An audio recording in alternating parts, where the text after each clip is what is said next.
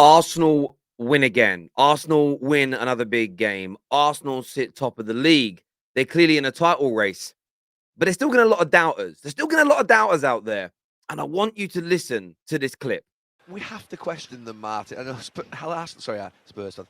Arsenal fans come at me every single week, because I will still continue to question them until I don't see a moment like I did with 5-6 games to go here last season, and they get through those moments and they finish second, or they finish fourth, or they finish third, or they finish top, which would be out of this world, because they haven't proven it yet. You know, it's like a boxer who hasn't won the world title, or who hasn't won a national title. It's like a team that haven't, shown you something that... I understand where Gary Neville is coming from. I understand that logic. But Arsenal fans don't want Gary Neville to say you're going to win the league. They want you to praise how well they're doing. They want you to just acknowledge that they look and seem the real deal. All they get is a bullshit sandwich. All Arsenal fans get is a bullshit sandwich. That's why they're coming for you. And if you're not aware what a bullshit sandwich is, I'll tell you. Before I do that, though, make sure like buttons are being smashed. Make sure you're subscribing to the Football Terrace. Make sure you are downloading the One Football app as well. Scan that beautiful looking QR code on the screen now, or click on the link in the description below. The best one-stop shop in football for news, statistics, transfer stories, live football matches, and much, much more. So go and get it downloaded. It's completely free in the App Store, Google Play, wherever you get your apps from. Click on those links. Now, a bullshit sandwich. It's when you start off with a negative, you put some positive stuff in the middle, but you end it on a negative, a bullshit sandwich. And it'll be, Arsenal, they did so bad. They weren't in a good place for years. Oh, they're playing really, really lovely football right now and at the moment, but I still think they might fall off at the end. The praise in the middle becomes almost immaterial because there's bullshit and there's crap before it and after it, and that is what people are remembering.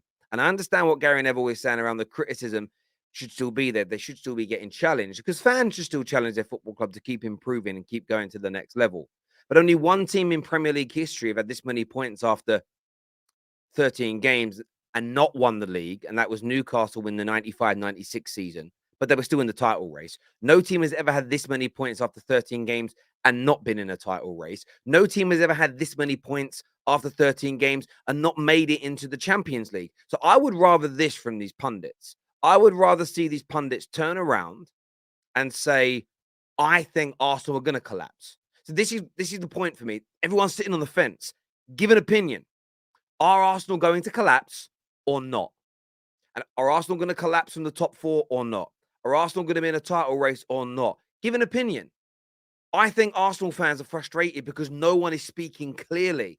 No one is speaking candidly. Everybody's like, well, they're doing really well, but I'm going to keep questioning them until they prove something to me. Now, what you mean is you're going to keep your powder dry and you're not going to give an opinion because you don't want to be memed or made to look wrong. Are Arsenal collapsing? Are Arsenal challenging? Are Arsenal winning the league? Give a goddamn opinion on it. Why? Don't think Arsenal can win the league. I wouldn't be surprised if they did, but I don't. I'm sitting here now and I don't think they can win the league. I just think they're playing really well at the moment, but I think a lot of their players are playing above themselves right now. What is that? They could win the league. It wouldn't surprise me, but I don't think they will. Their players are playing above themselves. Really? I don't even understand that. Let's let him explain. It makes no sense to me. Who's playing? A lot of them are playing better than they can keep going. Listen, I still think City will, right? But after yesterday, I think Arsenal can. There's two very different things, right? I think City's quality, I think the strength in depth, and a little bit of know-how will play a big part. But I think you'd be a fool if you turn around and you said no, Arsenal cannot win the title. I agree with that completely. But I want to go back to that previous point that Saunders made. Right? I want to hear that again myself. A lot of their players are playing above themselves. A lot of their players are playing above themselves. Who? What Arsenal players are playing above themselves? Gabriel Jesus is doing everything at Arsenal that he did at City. Influencing games, great hold-up play, bringing others in. Scored some goals. Needs to add some more goals to his game, there's no doubt. But his overall performance has been brilliant. Everyone thinks there's another level to come from him. You've got Saka and you've got Martinelli, two very young, highly rated players who have nowhere near reached their maximum as of now. Partey and Xhaka are playing their best football, but they're in their peak. They're at their pomp. This is their level. This is where they expected to be, and that is what they're delivering. You look at the back. I don't think it's fair to turn around and say Saliba and Gabriel have reached their maximum yet.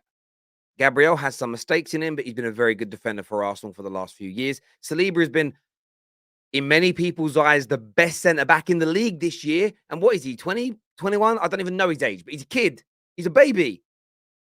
Ramsdale, young goalkeeper. The point I'm making here, I've just gone through the spine of that Arsenal team. The undroppables, if you like. And all but a couple of them are at their peak. This Arsenal team has next levels to go to. And this is what I mean about the Arsenal. That I'm a Man United fan. I don't want Arsenal to be this good. But the criticism they're receiving, the fence sitting that's happening, is atrocious. And when people aren't sitting on the fence, they're coming up with the most outrageous reasons as to why they don't think Arsenal will challenge.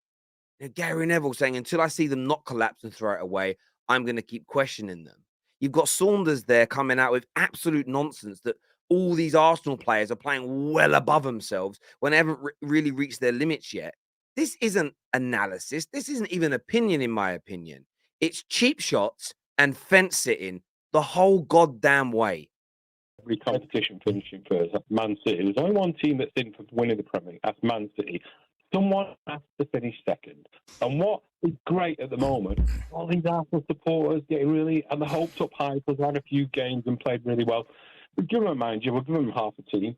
Do they really think they're going to beat City to the league? Come on. You know, this isn't the Wenger years. You don't have a trophy for finishing second or finishing fourth. And but they're in the title race, Mike. It's just funny, listen. I mean... So listen, this City fan, very, very arrogant, laughing at Arsenal, laughing at, these traditional clubs that have, been around forever, that have fallen from grace, that are trying to rebuild, laughing at them. You're not going to win anything. Let's just get this out there now. Arsenal not winning the league this year isn't embarrassing. Arsenal fans being excited about being in a title race or believing there's a possibility is not embarrassing. This is a team that has not competed truly for a title in over a decade. This is a team not being considered good enough to win a league title or even in the conversation for the best part of 10 to 15 years. This is a team that has fallen so far from grace, they became unrecognizable in the early years of Mikel Arteta. This is a current team and squad that was written off by everybody, including a lot of Arsenal fans. Even the likes of Igal that come on the Terrace wanted Arteta out this time last year. Their turnaround has been amazing. To laugh at their fans for being excited is ridiculous. Now, you're right. There is no trophy for second place, but there is Champions League qualification. There is additional money that comes in from that point. Then there is hope, growth, and belief. The younger squad in the Premier League going to another level, adding additional players. I said at the start of this season that they may not challenge this year, but they will become title contenders. And Man City fans laughing. Listen, you guys are sitting on the golden goose egg. Best manager in the world, amazing owners, great infrastructure, money for days. You look at most people and think you're not going to touch us.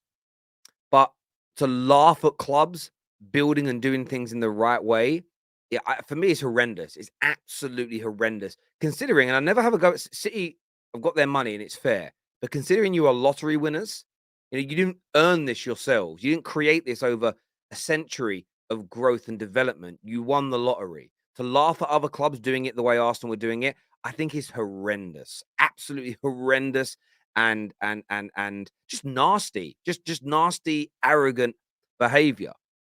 But to kind of laugh at Arsenal because they might be happy about finishing second, that progression towards hopefully winning a title again, hopefully participating in title races, being back in the Champions League is an absolute nonsense. Is an absolute nonsense kind of thought process to have. And I'm seeing that already when it comes to Arsenal. People starting, I told you a few weeks ago, I'll find the video. I don't know, about 2-3 weeks ago, I made a video and I said, in a few weeks' time, the narrative is going to change from won't make top four to might make top four So when they play a big team, they'll lose and crumble.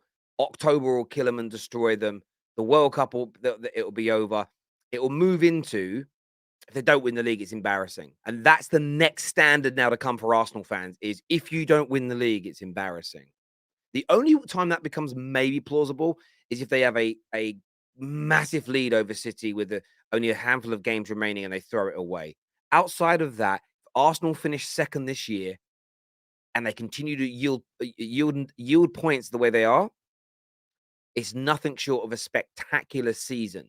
From point A to point B by the end of the campaign, it's sensational. And let's not forget, it's only a handful of weeks ago that major pundits and media outlets were actually out here at the beginning of October doubting Arsenal.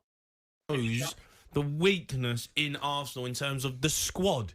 Well, the 11 players that they've got, fantastic. He's put together a real good side, Arteta, and you have to hold your hands up and go, they are looking good. But as the season's going to progress, as the games come thick and fast, all of a sudden, tiredness is going to set in, might pick up an injury here and there, and then you've got to play a different team, different players, different squad, and they struggle.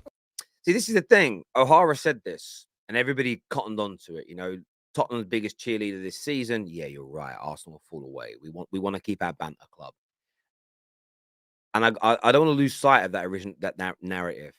October and the early part of November was when Arsenal were going to fall away. Arsenal were going to be banter FC forever, put back in their place, and they've proven everybody wrong. Everybody wrong. They lost one Europa League game and drew one Premier League game in that period. The rest of it, they won. And they're still winning now as we get into November. And if they win that final league game before the break, they go into the World Cup period, top of the league, a handful of games away from January. I believe they will invest. And if they bring in a couple of more players, in that period, in my humble opinion, they will challenge for this league. And challenging for the league is success for them this year because it gives them that base next year to go on to try and win it. And remember, challenging for the league is the bare minimum all the major teams expect because not everybody can win it every year. But it doesn't mean just because you're not winning it, you sack managers, you throw baby out with the bathwater and you're failing. Because if you're challenging for the Premier League every year, what people forget is that gives you a great opportunity of winning League Cups, FA Cups, and Champions Leagues. If you're one of the best teams in the Premier League, by default, you're one of the best teams in the world. How can you be laughed at? How can you be ridiculed for being one of the best football teams in the world? It's why the era of the Premier League between 2004 and 2011, 2012 was the best period in Premier League history, where our teams were at our optimum strength, optimum best. Because, yes, title races were still 2 and 3 horse races on average each year. But at the start of each season, there was 4 teams who were discussed as not only being capable of winning the Premier League, but were seen as some of the top favourites every year for the best part of a decade of winning the Champions League because the league was so strong. The Premier League hasn't had that for a while. It's been 2 teams that can win in England and only 2 of our teams that you really thought and believed could win in Europe. That's changed. Arsenal now coming back. And I don't think that can be denied. So you can laugh at Arsenal all you want and say, well, if you don't win the league, it's failure. It isn't. Arsenal are on their way back to being one of the best teams in the world, which makes them dangerous everywhere they go. Listen, people, I want your thoughts and I want your feelings on this Arsenal fear, this Arsenal frustration, this Arsenal complex that continues to go on no matter what they do. Arsenal fans, how are you feeling about it now? Rivals, give me your thoughts and feelings. Smash the like and share button before you leave. Click on that QR code as well, or the link in the description below. Until next time, take care. Goodbye. God bless, and I'll see you soon.